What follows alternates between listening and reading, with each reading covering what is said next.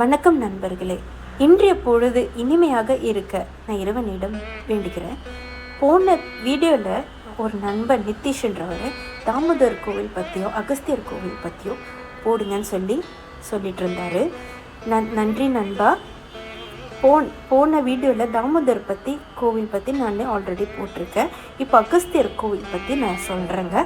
அகஸ்தியர் கோவில் எங்கே அமைஞ்சிருக்குதுன்னு பார்த்தீங்கன்னா, நம்ம சென்னையில் உள்ள வில்லிவாக்கத்தில் என்ற இடத்துல இந்த ஸ்தலம் அமைஞ்சிருக்குங்க. இது என்ன சொல்லப்படுதுன்னு, அகஸ்தியர் கோவில் எப்படி பெயர் வந்ததுன்னு பார்த்தீங்கன்னா, நம்ம முனிவர் அகஸ்தியர் இந்த இடத்துல சிவனை பிரதிஷ்டம் பண்ணி வழிபட்டதாக சொல்லப்படுகிறது.